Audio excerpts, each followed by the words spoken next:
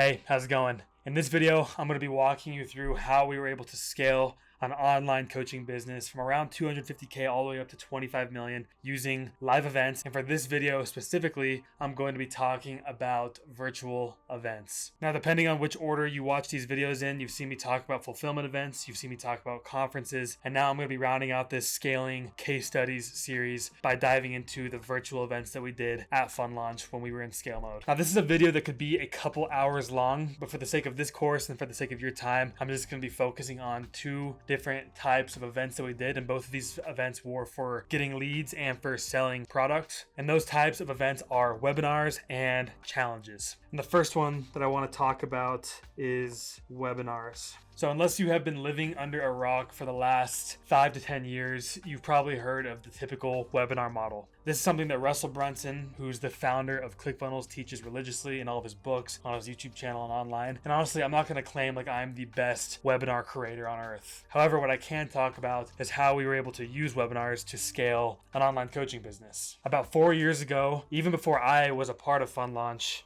started doing about one webinar per week. And this was essentially just doing one virtual event every single week. And the way it would work is people would hop on to this webinar. They would learn for about 60 to 75 minutes about launching investment funds. And then at the end of the webinar, we would offer them an opportunity to purchase a program that was at a discounted price. And they would have a chance to purchase that program all the way through the weekend until it closed out on Sunday. It was pretty standard stuff, and it was pretty much the only way we generated revenue at Fund Launch for the first maybe 8 to 10 months. And we did this every single week like clockwork. Now, one thing I want to point out about webinars is how important it is to provide a tremendous amount of value. When somebody's joining onto your webinar, they're coming onto your virtual event, it should be your goal to give them enough value and enough knowledge to go out and do the thing that you're talking about without purchasing your program. Yes, they can go out and implement the stuff they learned on the webinar, but it'll make their lives way easier if they join your program and then go out and implement the stuff they learned on the webinar. But the entire first 60 to 75 minutes of the webinar should be giving value, providing value, and then you should just do your ask at the very end and have it just be one ask. If the entire webinar is a sales pitch or you begin to ask too much, it's just a really big turnoff and you're probably going to lose out on some conversions. So it's actually been a while since I've been involved in the webinar model, but there are definitely a lot of successful webinars running right now online. So I'm going to take a second to point out a few that I found just to kind of show you what the funnel looks like, to show you what the messaging looks like, and then I'll go and explain, what they're pitching, where the traffic's coming from, what their whole goal of the funnel is, just so you have a clear understanding of what webinars are and how powerful they can be. So this first webinar funnel that I'm looking at right now is called publishing.com. And if you haven't seen these guys online, basically what they do is they have a course where they teach you how to make money with Audible and like selling books online. They do ghostwriting. It's actually a pretty cool program. I took it a few years back. It looks like now they kind of shifted a little bit more into AI. But basically their whole thing is they are hosting a free training right here where publishing profits. Let's see what the opt-in looks like. You click the watch the free training. You come here, discover how to earn money using Amazon's free Audible app without expensive startup costs. That's classic. Then you come in here and you put in your name, your email. Yes, you want the free training and bonuses, all that stuff. What I assume will happen is you go to the next page, and it's probably an automated webinar, evergreen, where you just join the webinar right on spot, and then you go and you're going to watch this training that's about 60 to 90 minutes, where they provide a ton of value. They teach you a lot of stuff. You can go out and implement on your own, or you can buy their program to make your life a lot easier, and they can kind of coach you through the process. These guys are crushing it. I've heard that they're making a ton of money, and they're actually have a lot of really cool testimonials. So I think this is definitely one of the most popular webinar funnels that's out in the world right now doing its thing. So that's just one example. The next one that I want to show is this one right here. It is the Dramatic Demonstration Masterclass. It's hosted by Steve Larson and Russell Brunson, and this is their whole thing. They're what you're getting with the Dramatic Demonstration Demand Masterclass. Looks like they're doing like the encore of their funnel hacking live speeches. You get actually a PDF with it too, free daily lead flow machine assessment. So what's going on here is you register, you reserve your spot. I assume you go and you watch the webinar. Maybe the webinar is actually their funnel hacking live presentations. Then at the end, they're going to pitch you on something to join a program. You either join it or you don't. The program will make your life easier, or you can go out and try and figure it out on your own. All right, so those are two webinar funnels that are crushing right now. Obviously, there are hundreds of other webinar funnels out there that are working. This is a proven model, and if you want to have a new way to go and generate leads, if you want a new way to sell your product. And if you haven't already done this, I would highly recommend implementing webinars into your business model and seeing if it works. This is what Fun Launch did all the way from the beginning. Their very first launch ever to the public was actually a massive webinar where they got everybody on from their mini course that they were selling and their podcast listeners and their YouTube channel. They got everybody on this massive webinar, and that was kind of the launch. And then they did a webinar every single week up until, probably a year into the business. That's when, I was a part of the team and we started doing some other stuff. But the webinar model definitely works. And like I said, if you haven't tried it already for your business, I would highly recommend giving it a try because it's such a proven model. And it's just a new and engaging way to get leads rather than just running ads or posting on social media. All right, so before I move on, I'm just going to kind of give you an exact breakdown of how we ran the webinars at Fun Launch. And I'm just going to kind of break this down into different steps so it's very clear and easy for you to understand. So step number 1 was traffic. And we got all of our traffic from social media, emails, and paid ads. So social media, emails, paid ads. Those are the 3 ways that we would get people to attend these webinars. We had a lot of ads that were running on social media. At this point, Fun Launch had a pretty big list. So every time there was a webinar, we would send an email out saying, hey, if you haven't already, jump on this free training to learn how to launch and scale an investment fund. And then we would also just leverage the social media following that we had at the time to get people onto this webinar. And then once somebody saw the ad or they saw our email or they were following us on social media and saw that we were doing a free training and they wanted to attend, there would be an opt-in. And those are those 2 pages I just showed you right there. Those were the opt-in pages. So we had something similar set up for Fun Launch. People would come, they would sign up, and they would attend. What we were doing was a live webinar, but a lot of people now do recorded webinars, evergreen webinars, or you could do live. Live is really fun. But they would see the ad, they would see the hook, the bait to join this free training, then they would click on it, and then they would come to an opt-in page, and then they would opt in. And then step number 3, once they saw the ads and they opted in, that was the actual webinar. And our webinars were usually 30 to 90 minutes, usually kind of right in the middle at the 60-minute range is where we would deliver the value. In the last 15 to 30 minutes was the pitch. Now, what I'm about to say is directly from Russell Brunson and his whole perfect webinar model. If you aren't familiar with webinars or you want to learn how to get better at webinars, I'm not going to sit here and pretend to teach you like I'm the expert. You should go onto YouTube and search up Russell Brunson perfect webinar script, or go buy his Expert Secrets book or Traffic Secrets or .com Secrets. All those books, they cover the webinars, and he has such a great formula that works really well for webinars that you should just go listen to that because he's the expert and no one's going to ever do it better than him. But just a high level overview of that framework, the way that we would break down the webinars is there was always the intro, there was the one big thing. So what are they coming on? What are they learning about? For us, it was funds. There was an intro to the webinar, then there was the explanation of the one big thing, the one new opportunity, and that was funds. It was how to launch and scale investment funds. And then we would usually have 3 secrets, and that was pretty much the entire training. It would be, secret number 1 is this, secret number 2 is this, secret number 3 is this, and each secret was about 10 to 15 minutes long. And then once all of that was said and done, that's when we did the pitch to join whatever program we were selling at the time. And one more thing I want to say about this is we usually did our webinars on Thursday, and this just worked really well for us. I know other companies do theirs on Wednesdays, they do them on Tuesdays, but I have actually seen a lot of Thursday webinars. I just said something about Thursday works really well, and especially works well for the follow-up sequences. It gives you a nice 3-day cycle to send more emails and to really nurture the leads that were on the webinar before you close it out. And Sunday is usually a good time to close things out. And if you did like a Monday or a Tuesday webinar, that's a pretty long follow-up sequence to close it out. So we really enjoyed doing the webinar Thursday and doing the follow-up sequences through the weekend, but you can kind of pick and choose and test and see what works best for you. And then step number 4, once people saw the ads, they opted in, they attended the webinar, that's when we did the follow-up sequences. And this was essentially sending out the recording and using copy to really push those logical buyers over the line to buy the program. Because in a very similar way, as I explained in the conferences video, there's emotional buyers and there's logical buyers. Typically, the emotional buyers will buy on the webinar, and the logical buyers, they will buy in the follow-ups after they've had time to think about it. They've kind of read through the stack again, they've asked their questions. That's when the follow-up emails are going to really resonate with them. And they're usually going to be the ones that buy at like 10 p.m. on a Saturday or like 11:55 p.m. on Sunday right before it closes out. And then step number 5 was close out on Sunday at midnight. So this is very high level. Like I said, there's lots of content online about webinars that you can really dive into the weeds, and I would highly recommend watching all that content. But this is just a high level overview of kind of what we did at Fund Launch, and what ultimately kind of was the launch pad to the business really starting to achieve some scale. This model worked for us, and it's worked for so many people out there. And I'm going to say one more time, if you haven't tried doing webinars for your business, I would highly recommend just giving it a try and see if it works. I know like webinars have been around for a while now, so people can kind of sniff it out. Like I see these funnels I just showed you a few minutes ago, and I go on the landing page, I know immediately, oh, watch a free training. It's like, it's a webinar. So you're not going to be fooling anybody, but at the end of the day, some people just like to learn. And for me, I like when I see a product that I might want to buy and I see they have a webinar, because I know what they're doing. I understand it. And if they've gotten to me at that point, I kind of like respect the marketing. I respect the sales, and I'm willing to hop on and watch the webinar. And if they close me, they close me. If they don't, they don't. So I definitely think that webinars still work,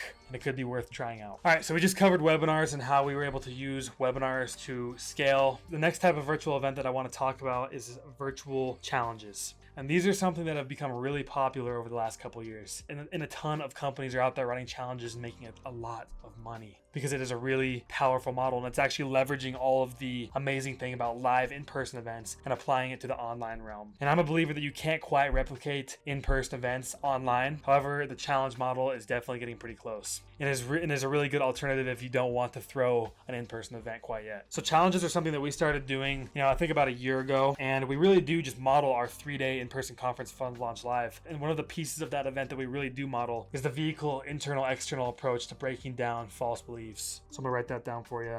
We model Fund Launch Live, and we do that with the vehicle, internal, and external. And as a reminder, these are all false beliefs that we are breaking down. But yeah, so for the virtual challenges, we usually do 3 days, and very similar to Fund Launch Live, which is a 3-day in-person conference. We do day 1 is the vehicle, day 2 is internal false beliefs, day 3 is external false beliefs. And we kind of follow that structure when we are coming up with the content that we want to deliver to the attendees and the experience that we want to create. And like it says in the name, the entire event is always based around some kind of challenge. So the challenge that we ran for a really long time was called I'm just gonna write it all out for you, the 3-day Launch Your Fund, LYF, Launch Your Fund Challenge. So the whole goal behind this challenge was it was gonna be 3 days long. It was gonna be a couple hours each day, and the attendees were gonna hop on and they were gonna learn how to launch an investment fund. And in those 3 days, by the end of the event, they should know and have the skills to go out and launch an investment fund on their own, regardless if they purchase our program. And one of the reasons why I like these challenges more than the webinar model is because it's just a little bit more exciting and experiential for the attendee. Like I said a few minutes ago, like the webinar model has been done. People know webinars, they know what's going to happen. But for a challenge, it's new and it's exciting and it's very engaging, because the attendee is coming into it with a frame that they're going to learn, but they're also in the frame with like, oh, this is a challenge. Like I'm going to be challenged to do something. And that really sets off the ego, and the ego really likes to achieve said challenge. And once again, we continue to model Fund Launch Live. The key formula that was being taught during this 3-day Launch Your Fund challenge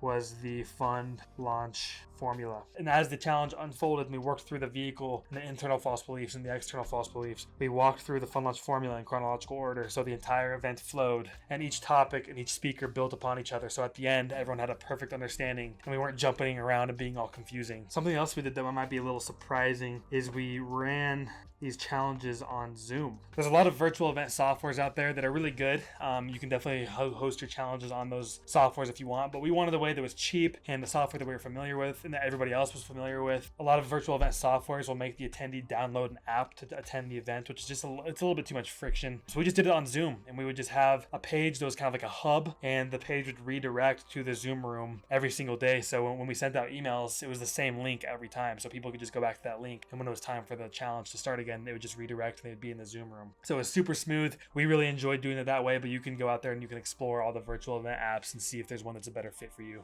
All right, so similar to what I did with the webinars, I'm just going to kind of walk you through exactly what we did with challenges. I'm not going to speak and pretend like I know these other strategies. I'm just going to show you exactly what we did and show you what I know and how it worked for us. All right, so how we scaled with virtual events. And similar to webinars, I'm just going to go through a step-by-step model so it's easy to digest and understand. So step number 1, we started running ads about 1 to 2 weeks out of the challenge. And something that we actually found that was very interesting is we had a ton of people register for these challenges, but the people that actually showed up to the challenge were the ones that registered in those last couple days, definitely within a week, and sometimes even within, the 3 days leading up to the event. So for a few challenges, we actually tested just running ads 3 days before the challenge even started, just because people that would opt in 2 weeks out just wouldn't remember, they wouldn't show up, or whatever it was. So I'm not sure if that'd be the same for your industry, but that's just something that we observed, which is, I think now we only run ads about at most a week out from the beginning of the challenge, because anybody that opts in outside of a week is most likely not going to show up. And similar to the webinar model, we would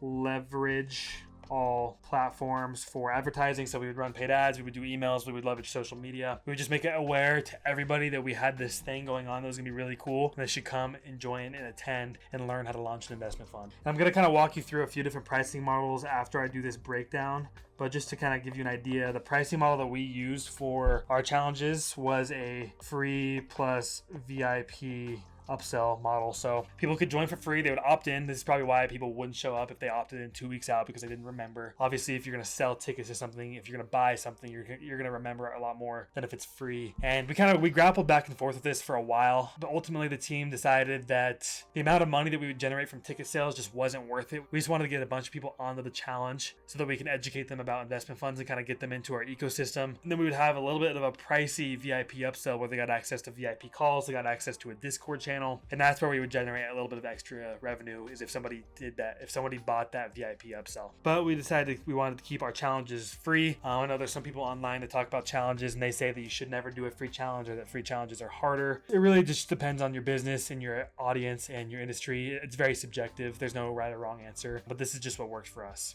So step number 4, I want to talk about the length of the challenge. I know for the webinars, we did it on Thursday. For our challenges, we actually do them on Tuesday to Thursday. So kind of that similar part of the week, the midweek goes to the end of the week. And it's kind of for the same reasoning. Tuesday to Thursday is usually when people are in that working mindset. It's not the weekend. The week didn't just start. So they're kind of in the swing of things. They got the momentum going through the week. They're ready to learn. And then when it ends on Thursday, it gives us plenty of time to do a really good follow-up sequence through the weekend that closes out on Sunday night. So we just kind of wanted to stick with what works, but we weren't just doing a 1 day. It was a 3 day. So we did Tuesday to Thursday instead of just Thursday. Moving on to step number 5, similar to in-person events, we did the vehicle, internal, and external approach. So you know this already, but day 1 was centered around the vehicle, the fund vehicle. Day 2 was centered around breaking down internal false beliefs. And then day 3, once again, was centered around breaking down all of those external false beliefs. Now, one thing that I want to say right now, and I thought it would be intuitive, but I also, I understand when I'm kind of walking through what works for us, and some people are going to watch this video and think they have to implement exactly what works for us, and they have to do it exactly how I said it on the video. And it's just not the case for anything. One thing that I want to preach is what I know, and the stuff that we used at Fund Launch and the stuff that I use for my events is not the only method out there that works. There's plenty of other methods that work, and that's why everybody, talks about their own specific method. This is just the method that worked for us, and this is all I know, and that's why I'm sharing it with you, because I think it can help you. But it's not the only one. It's not the only way. And also for the vehicle, internal and external, it doesn't have to be a day 1, day 2, day 3 breakdown. Of course, we had some external false beliefs broken down on day 1 and day 2, and we had vehicle false beliefs broken down on day 2 and day 3. There's so many different types of vehicle false beliefs, internal false beliefs, and external false beliefs that it's nearly impossible to just keep up to day 1, day 2, day 3. This is simply just a guide. On day 1, when I say when it's vehicle focused, we talk a lot about how the fund vehicle works and how the people that are attending the conference can use the fund vehicle and how it works for them, which that breaks down the vehicle false beliefs, but that also breaks down some internal and external false beliefs. Maybe some people thought that funds just don't work and that funds are evil and that capitalism is evil. That's definitely a very external false belief that we broke down by talking about the fund vehicle. And of course, on day 2, we talk a lot about raising capital, but sometimes raising capital is an internal false belief, but sometimes people think that raising capital is an external false belief, that just in today's economy, just the way the world works, raising capital is not something that I can do. It kind of bridges that gap. It kind of rides on that middle line of being an internal and external false belief. But the main point is we just use this as a guide. Day 1 was mainly focused around the vehicle. Day 2 was mainly focused around internal false beliefs. And day 3 was mainly focused around external false beliefs. But all of them were kind of sprinkled throughout the entire event. So at the end of the event, there were no more false beliefs standing, because that's the most important part. Identifying these false beliefs within your audience and breaking them down.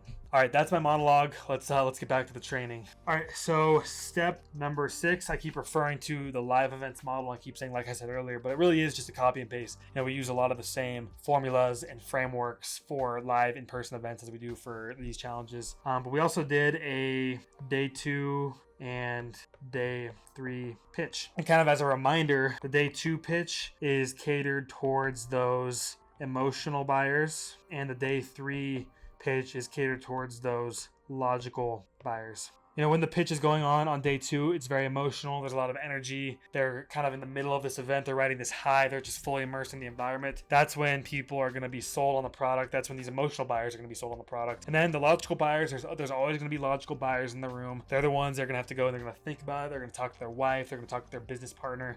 Those are the people that you need to cater your day 3 pitch to. And all of the best pitches I've seen when they do the day 2 and the day 3 pitch model is they cater these pitches to those 2 different types of groups. And one of the best examples I've ever seen is Russell Brunson. I keep talking about Russell. If you really haven't looked at Russell yet or his content, you should go check it out. At Funnel Hacking Live, he did his emotional pitch, which is him up on stage for 90 minutes. He's just going at it. He's just doing his thing. And a bunch of people rushed to the back of the room and bought his product. But the next day, he had Myron Golden, who's this sales guru who's just really good at what he does, come up on stage. And for about an hour, he just sat there and just logically explained, here's exactly why you have to buy this program.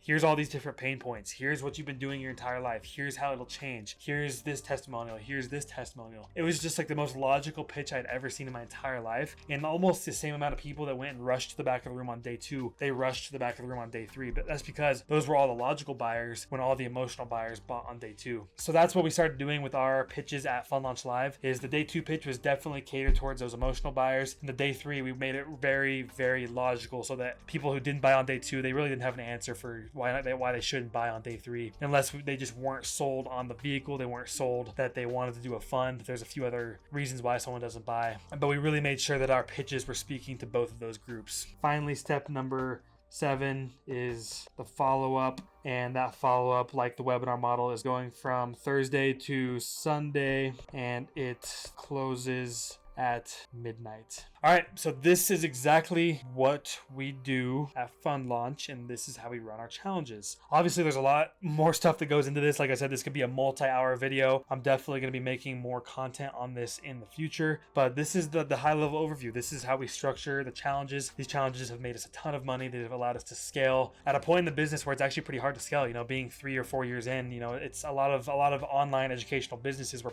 plateau at that point. But we keep finding new ways to scale. And Bridger and Mason, the 2 co-founders over at Fun Launch, they are just amazing people. And they're always innovating on the product. They're always innovating on the business and thinking of new ideas. One of the best ideas that we started to implement at Fun Launch was these challenges. It's definitely ignited a new fire under the business. And it's definitely a new, creative, and engaging way to gather leads and to sell product. All right, before we wrap up here, like I promised, I want to just kind of walk through a few of the pricing models I've seen online, just so you kind of have a few in your arsenal. You can really try these out for your business and your industry. I don't think there's one that is the best. I'm sure there's people out there that will claim they're the best, but these are just a few that I've seen, and I'm pretty sure that all of them work pretty well. So the first one is all free. This is a bit risky. This is really banking on the fact that you're going to sell a lot of product on the challenge. This is just letting everybody come onto the challenge for free and hoping that they're going to buy your product. But if you have extremely low costs for your challenge, maybe you're just running a couple $1,000s in ads, or you're just doing no ads at all and you're just doing a Zoom room, you're doing a few announcements on social media, sending a few emails, then the free model could work really well for you. And it's a good way to provide a lot of value, because if someone's showing up for free, any value they get is good because they didn't pay for it. So it's pretty risky in my opinion, but it's definitely something that you can do.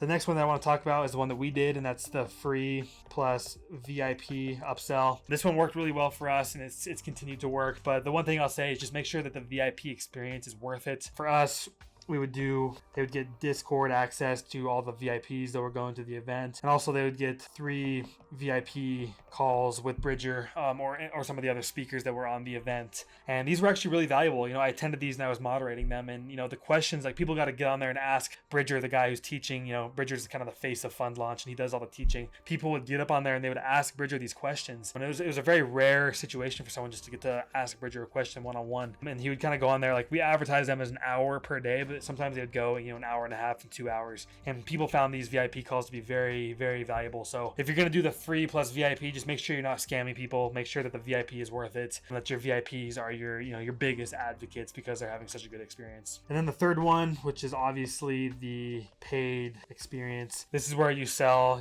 maybe a GA ticket, and then you also do a VIP ticket. I've actually never done this one for a challenge. I've seen challenges out there that do it. Maybe it's a pretty cheap, $47 to $97 GA ticket, and then VIP upsells anywhere in the $500 to $1,000 plus range. It definitely works. People do it and it works, but I don't have any experience doing it, so I'm not going to speak on it. But we do sell tickets to our Fun Launch Live conference, and people show up, they buy it, it's great. But for now, we have just decided to stick to the free plus VIP model just because it's worked so well for us. Alrighty, I think that is everything I have for today. Like I said, I've said this in probably every single video, but I'm going to be making a lot more content on all of this stuff. You guys are going to be the first ones to know when that content is released. But this is just a high level overview of how we were able to scale Fun Launch. Fun Launch started doing virtual events from the very beginning. So Fun Launch has scaled from about $0 to $25 million using virtual events. But when I came on around, the 250K point, and I was able to help Fun Launch scale from 250K all the way up to 25 million through these different types of virtual events. If you have any questions, feel free to drop them down below. And if not, I will see you in the next video.